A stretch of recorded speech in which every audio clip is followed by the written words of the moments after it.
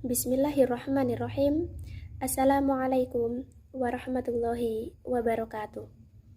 Perkenalkan, kami dari kelompok 2 mata kuliah Ilmu Lughoh akan mempresentasikan hasil kerja kelompok kami yang bertemakan pengertian bahasa, karakteristik bahasa, fungsi bahasa, klasifikasi bahasa, bahasa lisan, tulis, aksara, dan ejaan.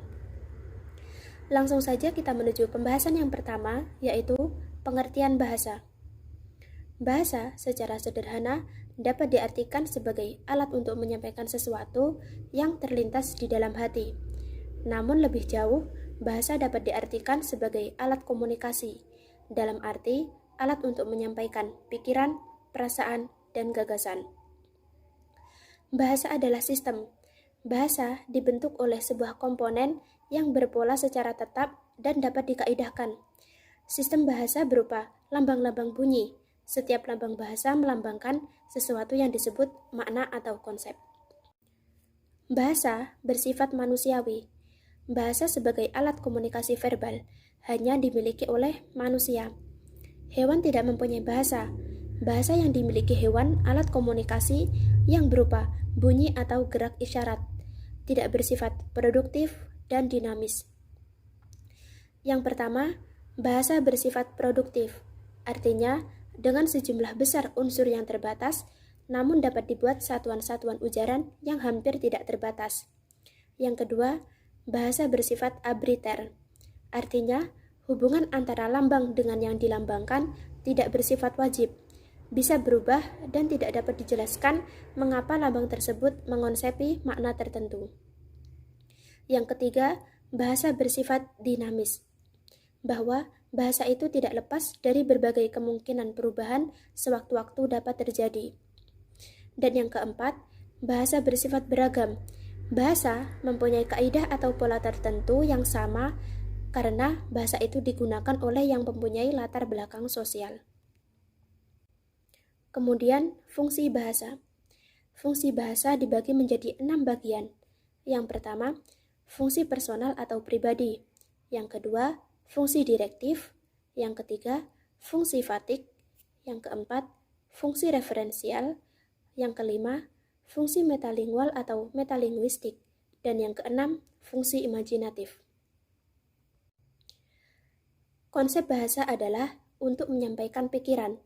Bahasa adalah alat untuk berinteraksi atau alat untuk berkomunikasi. Yang pertama, fungsi personal atau pribadi. Dilihat dari sudut penutur, bahasa berfungsi personal. Maksudnya, si penutur menyatakan sikap terhadap apa yang dituturkannya. Yang kedua, fungsi direktif. Dilihat dari sudut pendengar atau lawan bicara. Bahasa berfungsi direktif, yaitu mengatur tingkah laku pendengar. Dan yang ketiga yaitu fungsi fatik.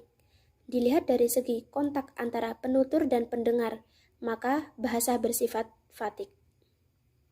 Fungsi bahasa. Fungsi yang nomor 4, fungsi referensial. Dilihat dari topik ujaran bahasa berfungsi referensial, yaitu untuk membicarakan objek atau peristiwa yang ada di sekeliling penutur atau yang ada dalam budaya pada umumnya. Yang nomor 5, fungsi metalingual atau metalinguistik. Bahasa itu digunakan untuk membicarakan bahasa itu sendiri. Biasanya digunakan untuk membicarakan masalah lain seperti ekonomi, pengetahuan, dan lain-lain. Yang nomor 6, fungsi imajinatif. Bahasa itu dapat digunakan untuk menyampaikan pikiran, gagasan, dan perasaan. Klasifikasi bahasa ialah suatu pengelompokan terhadap bahasa dunia berdasarkan persamaan ciri tertentu yang dimiliki sejumlah bahasa. Pada umumnya, bahasa di dunia diklasifikasikan dengan 3 cara. Yang pertama, klasifikasi genetis, ialah pengelompokan berdasarkan hubungan genealogi antara bahasa yang dianggap berasal dari bahasa proto yang sama. Yang kedua, klasifikasi tipologis, pengelompokan berdasarkan ciri struktur bahasa. Yang ketiga, klasifikasi areal, pengelompokan berdasarkan kedudukan geografis bahasa-bahasa tersebut.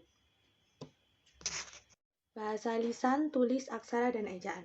Bahasa lisan ialah bahasa yang langsung dilafalkan oleh penutur bahasa kepada pendengar bahasa. Pemahaman makna atas bahasa lisan ditentukan oleh intonasi. Bahasa lisan umumnya dimiliki oleh seluruh bahasa yang ada di dunia.